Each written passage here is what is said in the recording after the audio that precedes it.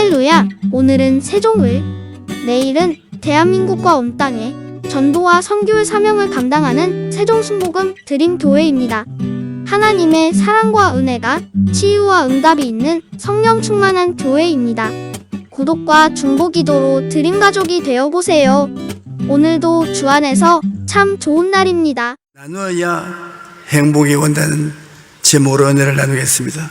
한국은 세계 경제 대국의 모임인 G20의 한 나라입니다. G20는 전 세계 생산 규모의 85%를 차지하는 국가들의 모임이요, 회의이니 그들의 중요성은 대단합니다. 한국은 2010년 G20 대회를 개최함으로써 라디오, 텔레비, 활자 매체를 통해 전 세계 축복을 받고 인정을 받고 있습니다. 한국인이면 너나 없이 G20 국가 모임이 건국 이래 최대의 잔치였음을 부인할 수가 없습니다. 우리나라는 1945년 해방 이후부터 경제협력개발기구 29번째 회원국이 되어 인정을 받을 때까지 50년 동안 현재 가치로 약 600억 달러, 즉 70조 원의 넘는 금액을 원조받았습니다. 우리가 해외 부강한 국가로부터 원조를 받은 액수를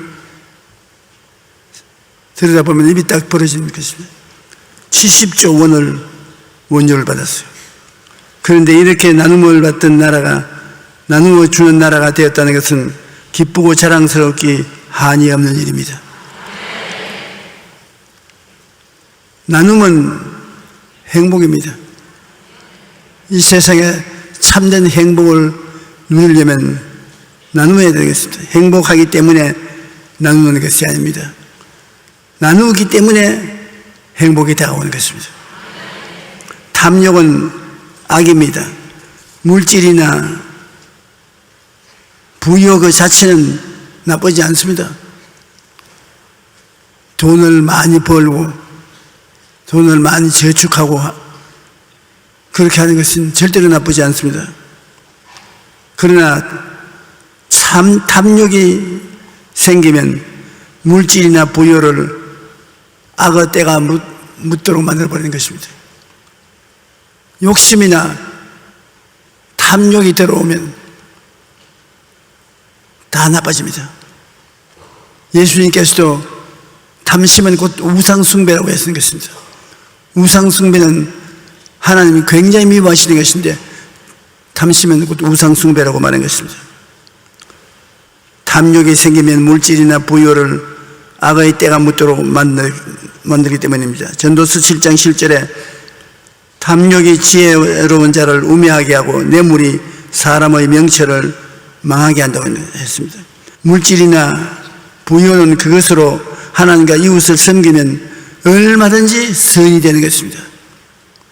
악이 있는 곳에 고통이 있고 슬픔이 있지만 선이 있는 곳에는 행복과 기쁨이 있습니다.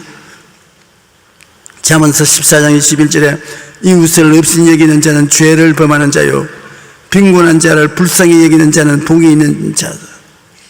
잠언서 3장 27절로 28절에 내 손이 선을 베풀 힘이 있거든 마땅히 받을 자에게 베풀기를 아끼지 말며 내게 있거든 이웃에게 이르기를 갔다가 다시 오라 내일 주겠노라 하지 말라고 말씀하신 것입니다. 나눔은 주님을 섬기고 기쁘게 하는 것입니다. 사랑과 행복을 나누는 것은 바로 안 보이는 주님을 모시고 사랑하고 섬기는 것이 됩니다. 마태복음 25장 40절에 내가 진실로 너에게 이르노니 너희가 여기 한 형제 중에 지극히 작은 자에게 한 것이 곧 내게 한 것이라고 주님이 말씀하셨습니다.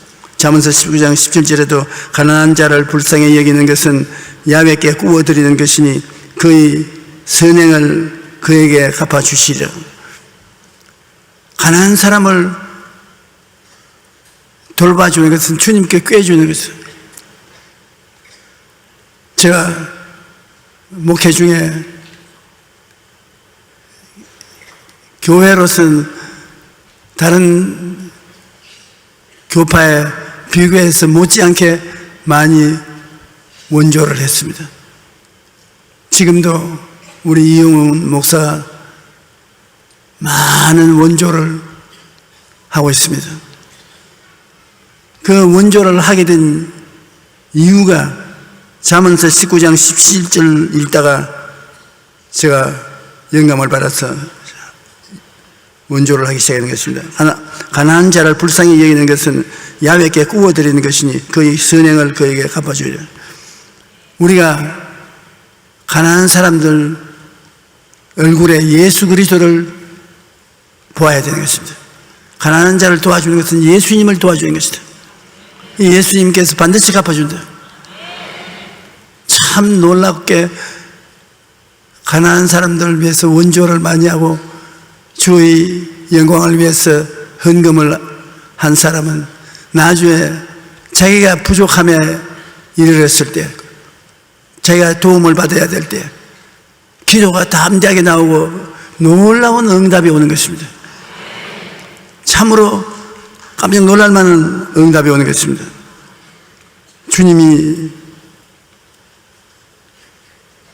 우리를 사랑해서 주님을 섬기고 기쁘시게 하기 위해서 갖고 있는 것을 가지고 나누면 주님이 뛸듯이 기뻐하시고 우리들을 보답해 주시는 것입니다.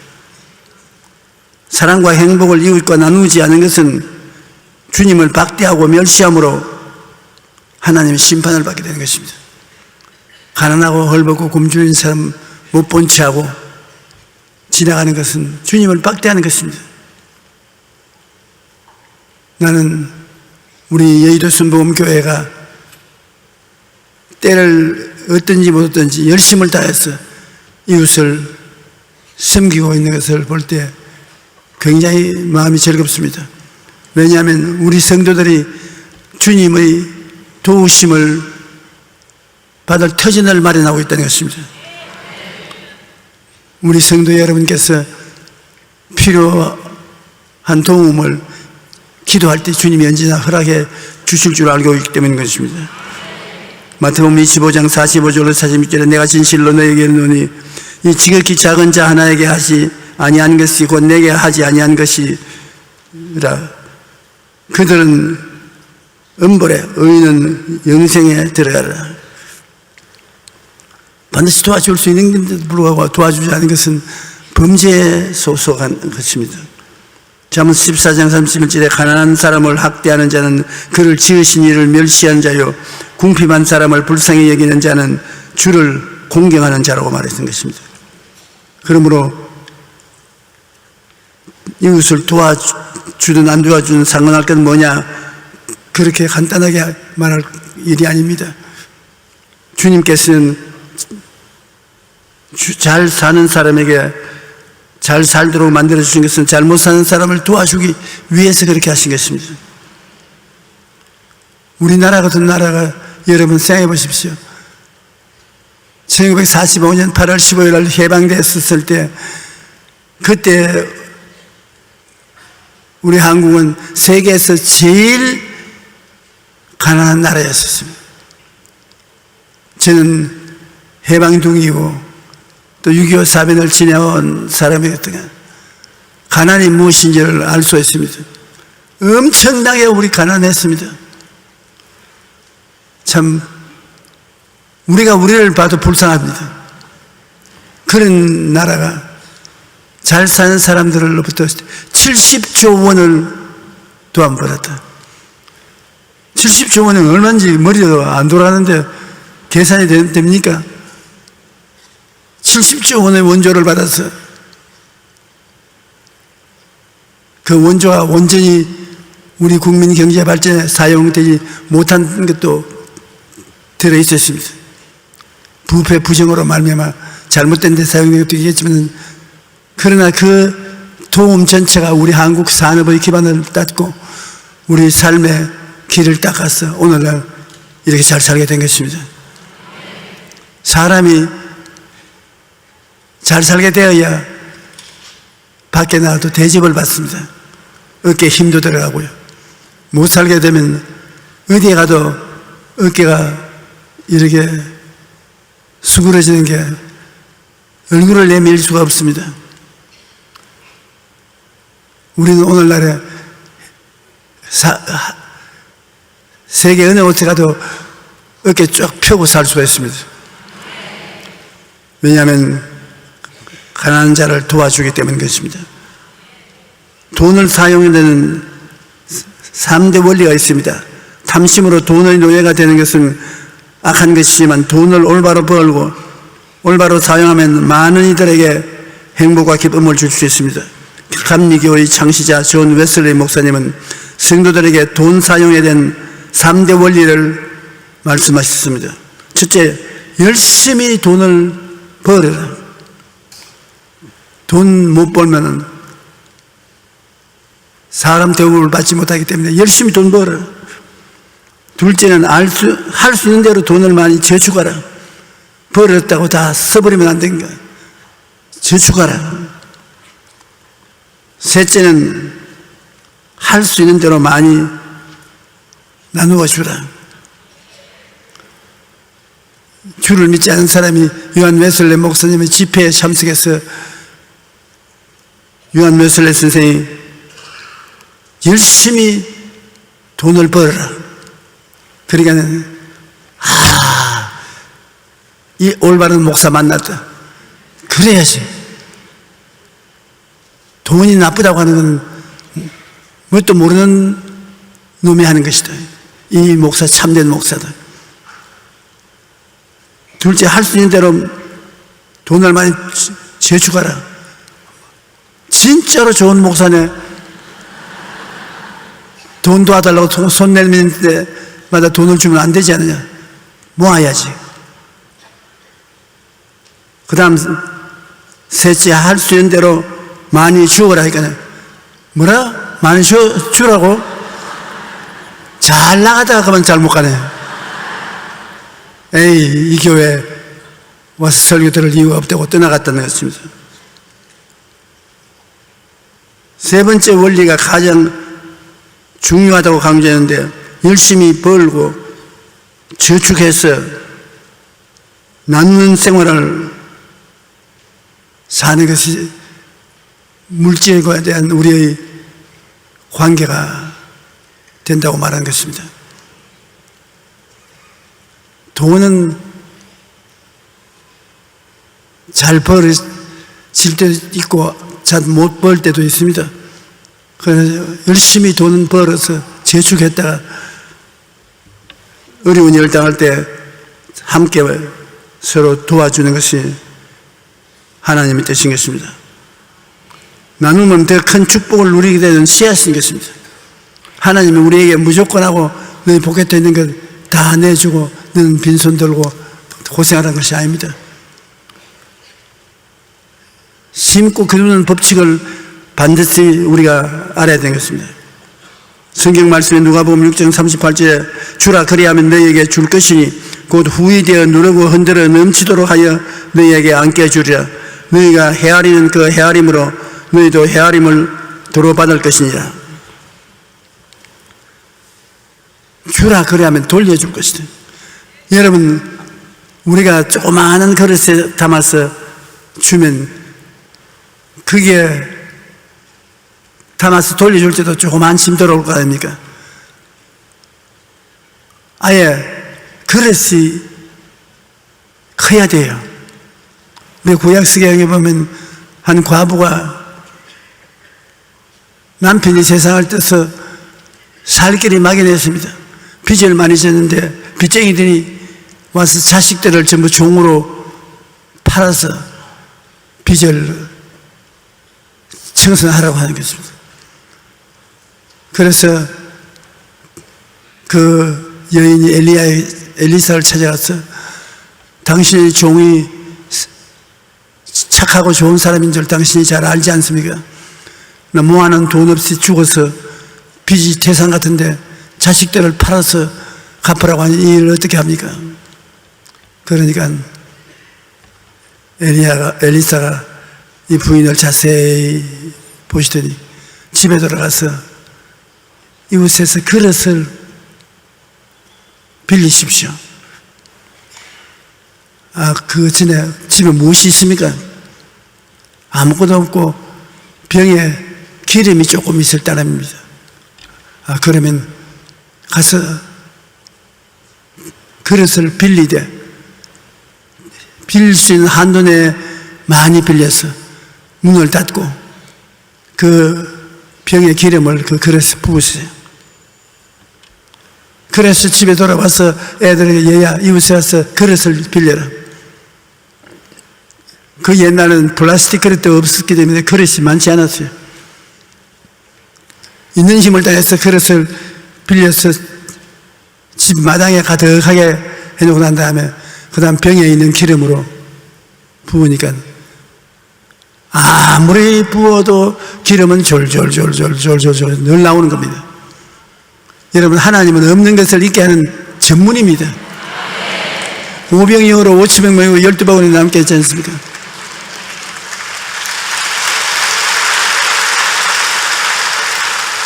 주를 믿고 섬기는 사람에게 부족함이 없습니다.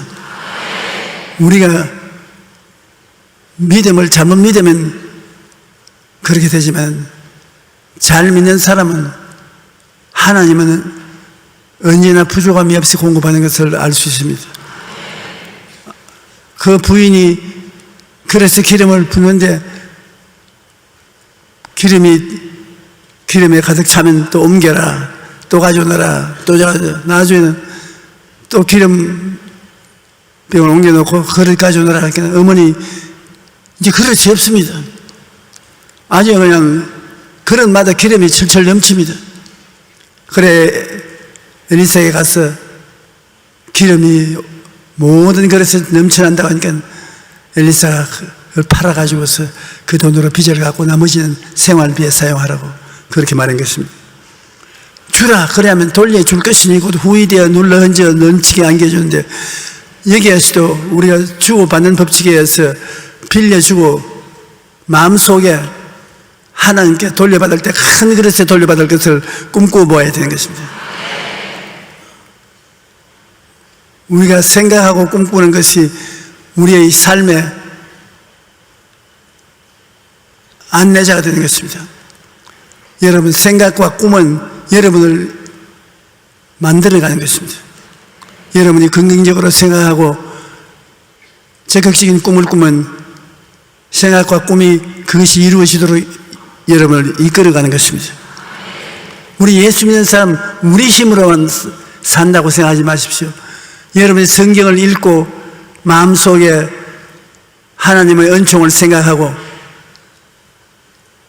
꿈은 생각보다 더 구체적인 것입니다.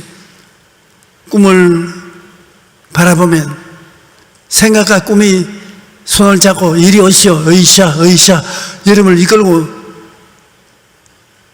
그것이 이루어지도록 만들어주는 것입니다.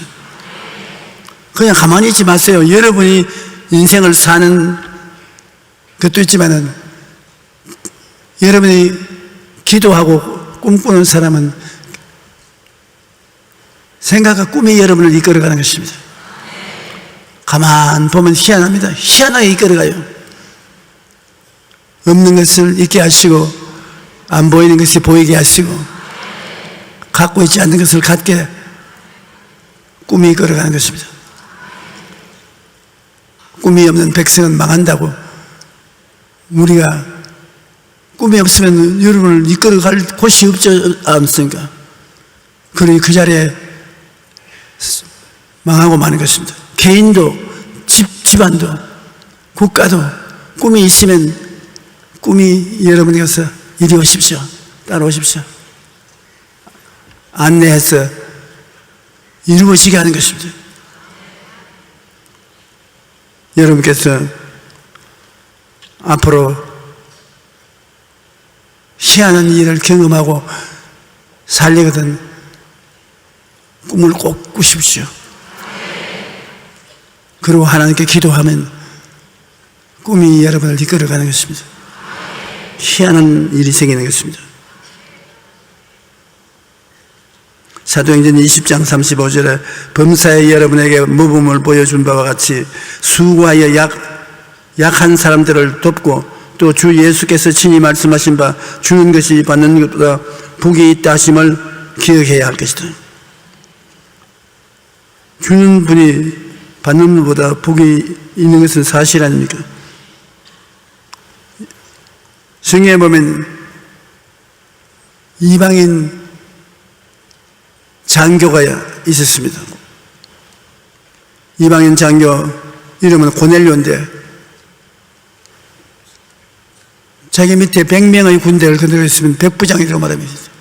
이 사람은 유대인이 아닌데 마음에 종교심이 있었어요. 열심히 기도하고 구제를 했습니다. 그런데 베드로가 그 근처에 오게 되는데 하루는 정오에 이 백부장이 기도를 하고 있는데 천사가 탁 나타났어요. 깜짝 놀랐습니다. 어떻게 해서 찾아오셨습니까? 내가 기도를 열심히 하고 구제를 많이 해서 하나님 앞에 기억한 바가 되었다. 유대인도 아닌 이방인인데 기도하고 구제한 것이 하나님 앞에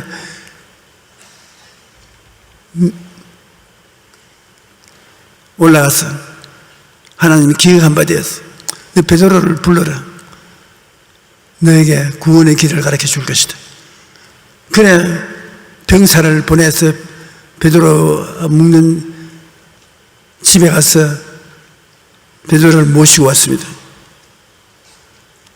사도행전 10장 1절로 5절에 있는 말씀인데 가이사라에 고넬료라는 사람이 있으니 이달리아 부대라 하는 군대의 백부장이라.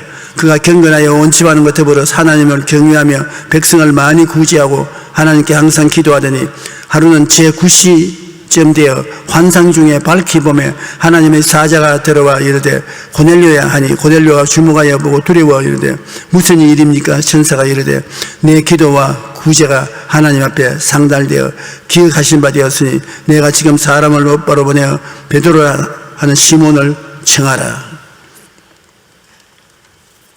하나님이 온 우주를 다스리고 온 지구를 다스리는데 이방인 군대 육군 대위 고넬료라는 사람 기도하고 구제하는 것을 기억하신다.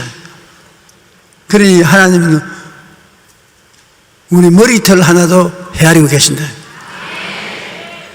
여러분께서 화장하실 때 머리카락이 다 떨어지거든. 하나님 계산에 넣으세요. 머리카락이 다 떨어졌습니다.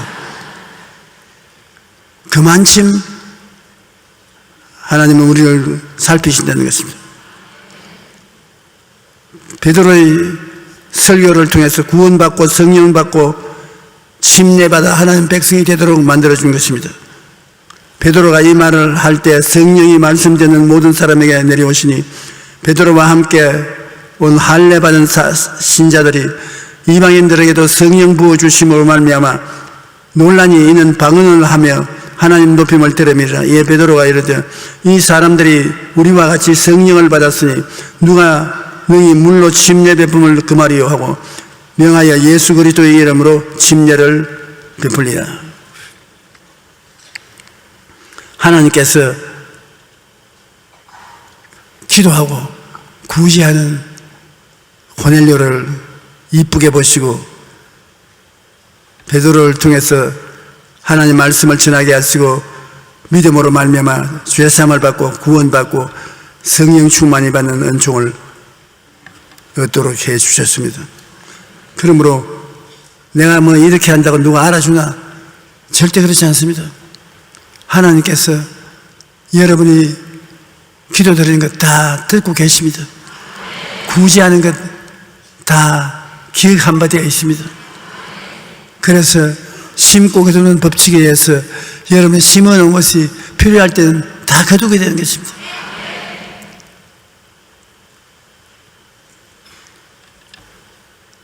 전기를 생산하는 축구공을 여러분 본 적이 없지요. 아직도 전 세계 4사람 중 1명은 전기 기계 없이 등유를 사용하고 호롱불로 생활하고 있습니다. 그런데 매년 160만 명이 호롱불을 사용하는데 그 등유에서 연기가 나와서 그 연기에 목숨을 잃고 있습니다. 160만 명이 등유를 써서 거기에 나오는 그 스름을 마시고 생명을 잃어버린 것입니다. 특히 등유 램프에서 나오는 연기는 어린이들에게 매우 치명적인데 이 사실을 알게 된 2명의 하버드 대학 여학생 줄리 실버인과 제시카 매튜스가 어떻게 하면 아프리카의 어린이들에게 전기를 공급할 수 있을까 고민하며 기도하고 하나님께 간구했습니다. 남을 도우려 하는 그들의 간절한 마음은 몇 년 후 기적으로 나타났습니다. 바로 전기를 만들어내는 축구공을 발명하는 것입니다. 축구공에 센서와 발전기를 넣어서 30분 동안 축구를 하면 3시간 동안 쓸 수 있는 전기가 충전되는 것입니다. 그 여학생 2사람이 만드는 축구인데 축구를 가지고 놀면은 축구 안에 있는 센서가 자극을 받아서 전기를 생산해서 그 전기를 저녁에 집에 가지고 와서 불도 밝히고 라디오도 듣고 요새는 텔레비도 볼 수 있어요. 희한한 것을 발명했습니다. 그래서 낮에는 축구하며 놀고 밤에 되면 그 축구공이 집안일을 환하게 밝히는 램프가 됩니다. 그 불빛 아래서 밥도 먹고 책도 읽고 간단한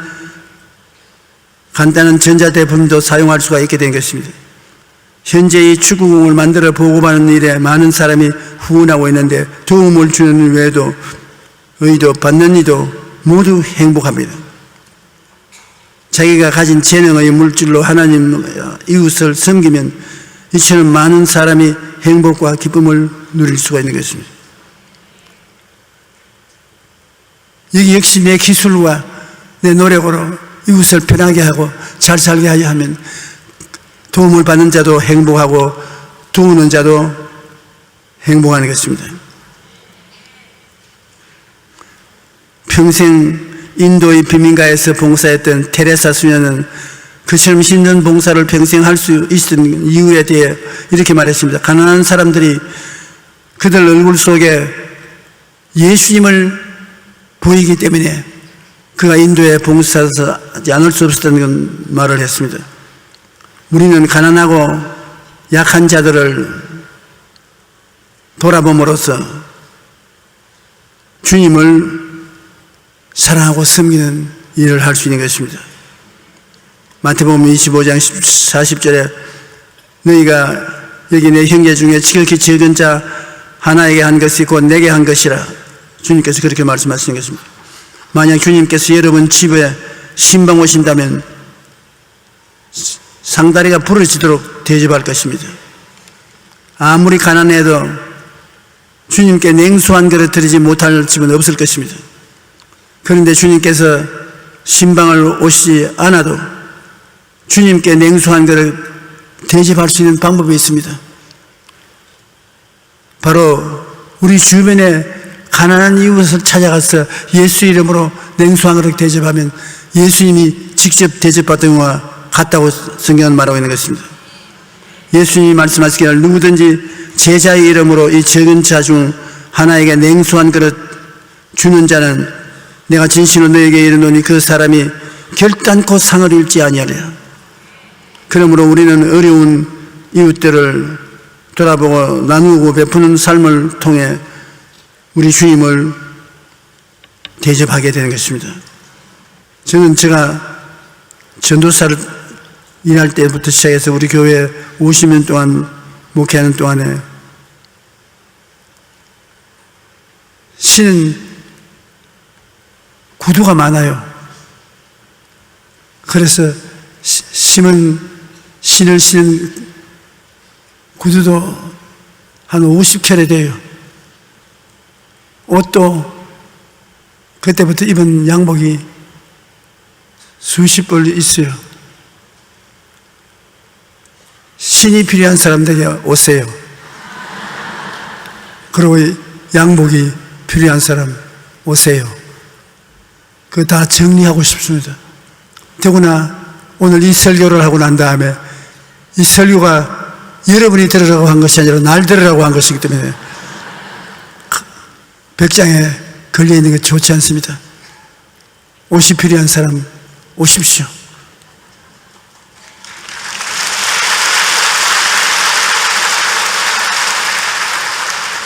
여러분에게 드리고 저는 주님께 받아 입으면 되는 것입니다. 탐욕은 개인의 삶을 부패시키고 사회와 국가를 부정부패하게 하고 사람들의 삶을 불행하게 합니다. 사랑과 행복을 나누면 선과 기쁨과 행복이 나타납니다. 우리 한국이 지속적으로 하나님의 세계 속에서 환영을 받고 복의 근원이 되기 위해서는 항상 있는 것을 감사하고 고난당하는 사람과 도움을 나누는 것입니다. 그러면 행복과 기쁨과 보람을 갖고 살 수 있는 것입니다. 주는 사람이 성공을 하는 것입니다. 우리 보통 남에게 주기만 하는 사람은 실패할 것이라고 생각하는데 미국의 유명한 심리학자 애덤 그랜트 교수는 베푸는 사람이 성공한다는 책을 통해서 베푸는 삶의 성공 가능성을 과학적으로 입증하고 있습니다. 그는 수많은 사례들을 분석했는데 남에게 주는 사람은 어렵게 사는 사람들도 있지만 반대로 잘 사는 사람이 많다는 것입니다. 남에게 주면서도 잘 사는 사람들의 공통점은 다른 사람의 이익과 자신의 이익 둘 다 관심이 많았다는 것입니다. 즉 나도 잘 살고 너도 잘 사는 윈윈을 통해 모두가 함께 잘 살 수 있다는 것입니다. 특히 그는 앞으로 세상은 남에게 베풀수록 성공 가능성이 높아진다고 주장합니다. 왜냐하면 교통과 통신 그리고 페이스북과 같은 소셜미디어가 발달로 사람이 서로 연결되어 있기 때문에 자기 이익만 추구하는 사람은 금방 들통이 나서 실패하게 되고 남을 이롭게 하고 베푸는 사람은 성공하게 된다는 것입니다. 이러한 이유들뿐 아니라 우리가 나누고 베풀면 하나님께서 복을 주시기 때문에 우리가 영원히 잘됨같이 범사에 잘되며 강건하게 될 수 있다는 것입니다. 나누는 사람은 몸과 마음을 건강하게 만든다는 연구 결과가 있습니다. 하버드 의과대학교 데이비드 맥클리렌 교수는 테레사 효과라는 말을 만들었는데 남을 도와주면 몸에 좋은 면역이 항체가 50% 이상 증가한다는 것입니다. 또 미국의 심리학자인 칼 매닝거 박사는 나누는 삶은 우리의 신체뿐 아니라 마음도 건강하게 만들어준다는 것입니다. 그의 주장에 의하면 나누는 삶은 정신 건강의 필수적인 요소이며 관대하게 베푸는 사람은 정신질환에 걸릴 확률이 훨씬 낮다고 말하고 있습니다. 그러므로 나누고 베푸는 삶을 믿는 사람뿐 아니라 주는 사람에게도 복이 되는 것입니다. 우리가 나누고 주면은 기쁘고 행복해지고 몸에 저항력이 생겨서 사우디아라비아 감기 같은 건 문제없이 물리쳐 버렸습니다. 우리가 이 세상에 살면서 예수님을 마음속에 섬기고 살면 주님께로부터 의와 진리를 쫓아 풍성한 은혜를 주시는 것인데 그 예수님이 눈에 안 보이기 때문에 내 주변에 있는 가난하고 헐벗고 굶주린 사람에게 예수 이름으로 도움을 베풀면 예수님이 도움받은 것이 되기 때문에 고넬료가 축복받은 것처럼 축복을 받게 되는 것입니다. 예수님은 고말리지 않고는 멀리 계시지 않습니다. 예수님은 언제나 우리 곁에 계십니다. 예수님이 변화산상에 베드로와 야고보와 요한을 데리고 산 꼭대기에 올라갔는데 갑자기 세상이 달라졌습니다. 거기에 1000년 전에 세상을 뜬 모세도, 몇백 년 전에 세상을 뜬 엘리야도 예수님 앞에 그대로 나타났어요. 베드로와 야고보와 요한이 보니 기가 막힙니다. 어떻게 해서 수천 년, 수백 년 전에 세상을 뜬 사람이 옛날 모습 그대로 주님께 나타나서 예수님이 예루살렘에 올라가서 십자가에 못 박혀 죽으신 이야기를 하고 있습니다. 이와 같이 주님은 3차원의 세계 속에서 순식간에 시간과 공간을 뛰어넘어 4차원의 세계에 들어갈 수가 있는 것입니다. 주님은 차원이 필요 없습니다. 1차원, 2차원, 3차원의 세계에서 계시지만 4차원에서 영혼 차원에 들어가 계신 것입니다. 그러므로 지금 예수님은 물질적인 세계 속에 여기 와 계시도 우리가 안 보이지만은 와 계신 것입니다. 예수님께서 제자들에게 그것을 보여주신 것은 주님은 시간과 공간의 차이가 없이 3차원의 세계 속에도 들어와 있고 4차원의 세계에서도 와서 역사하신다는 것을 보여주신 것입니다. 그러므로 예수님께서는 항상 주님 사랑하는 제자들과 같이 있는 것입니다. 그러므로 주님이 우리와 같이 있는 목적은 죄 사함을 주시고 귀신을 쫓아내시고 병을 고치시고 없는 자를 있게 만들어 주시는 좋으신 하나님이신 것입니다. 주님께서 요단강에서 세례받으시고 난 다음 고향 땅 나사렛에 가서 성전에서 이사야서를 읽으셨습니다. 주의 성령이 임하신 것은 나라를 보내서 가난한 자에게 복된 소식을 전하러 왔다. 예수 믿으면 복받는 이유는 예수님께서 이 세상에 보내심을 받은 목적이 복된 소식을 전하러 왔다.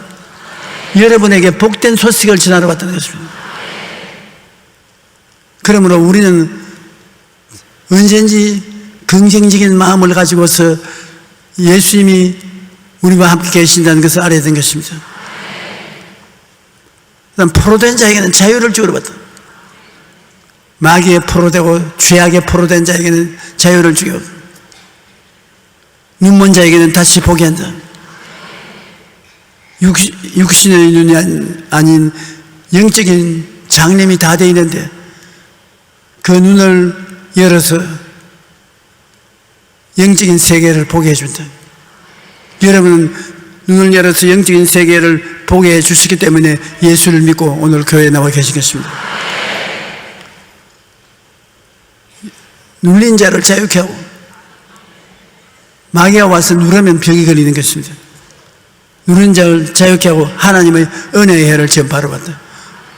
믿음으로 말미암아 값없이 구원을 얻는 복음을 전하러 왔습니다. 예수님이 와 계신 곳에는 자유와 해방이 언제나 있는 것입니다. 자유와 해방을 누리게 되는 것입니다. 그러므로 우리는 예수님 앞에 나와서 예수님의 이 축복을 생각하고 긍정적이고 적극적이고 창조적으로 예수님이 영혼이 잘 되고 범사에 잘 되며 강건하게 축복을 주러 오셨다는 것을 생각하고 그것이 이루어지는 것을 꿈꾸고 그리고 믿고, 그리고 말해야 돼요. 나는 영혼이 잘 되고 있다. 범사에 잘 되고 있다. 강건하다. 일이 잘 될지어다. 병은 물러가라. 건강은 다가오라. 행복하라. 평안하라. 그렇게 말해야 되는 것입니다. 그러므로 예수 그리스도는 종교적인 의식을 위해서 온 것이 아닙니다. 여러분을 데리고 자유와 해방을 누리게 하기 위해서 그렇게 하신 것입니다. 오늘 이 자리에 주님께서 여러분 보고 가난한 자에게 복된 소식을 전하러 내가 왔다. 주님 저에게 와 계시니 마음도 몸도 생활도 부유케 하여 주시옵소서. 포로된 자에게는 자유를 줄 테니 내가 너에게 자유를 주려고 십자가에 못 박여 몸지고 베을러 쓰시니 믿음의 구석에 있어서 종의 멍에를 매짐해라. 자유인으로 선포하라. 그러므로 생각하고 꿈꾸고 믿고 말함으로 여러분의 생활을 만들어가는 것입니다. 여러분 꼭 이 말을 마음에 관심을 가지십시오. 보고 믿고 말하라. 여러분의 생활 가운데 바라봄의 법칙을 통해서 난 꼭 저렇게 되어야 되겠다는 것을 보고 생각하는 것입니다. 나는 꼭 성공해야 된다는 것을 보고 생각하고 그 다음 본격적으로 그렇게 되어가는 여러분 자신을 꿈꾸어야 되는 것입니다. 꿈꾸고 그 다음에 믿습니다. 주여 믿습니다. 그건 말해야 되는 것입니다. 좋은 일이 일어나고 있다. 하나님 능력이 나타나고 계시다. 너는 기뻐하라. 말하는 것입니다. 이렇게 해서 여러분의 생애를 만들어가는 것입니다. 하나님께서 여러분과 같이 계셔서 기뻐하고 즐거워할 것입니다. 여러분은 머리가 되고 꼴이 되지 않고 위에 있고 아래 내려가지 않고 남에게 꾸어줄지라도 꾸지 않은 사람이 되어가고 있다고 생각하고 바라봅니다. 그렇게 된 줄 믿습니다. 여러분께서 긍정적으로 그렇게 늘 시인을 하십시오. 하나님께서 역사해 주실 것입니다. 잠시 고개 숙여 기도하겠습니다. 여러분 중에 아직 예수를 믿지 않은 사람은 이 놀라운 은총을 받을 수 있는 길을 주님께서 열어주시기 위해서 와 계신 것입니다. 예수님을 믿으면 구원을 얻습니다. 믿지 않은 사람이나 타락한 사람이 있으면 오늘 이 시간에 일어나시기 바랍니다. 예수 그리스도의 이름으로 기도하므로 구원을 받을 수 있는 것입니다. 눈물거리지 말고 이 시간에 일어나십시오. 오늘 처음 예수 믿기 원하시는 분이나 믿다가 타락하신 분은 일어나 주시기 바랍니다. 저희 기도를 따라해 주시기 바랍니다. 하나님 아버지, 저는 죄인입니다.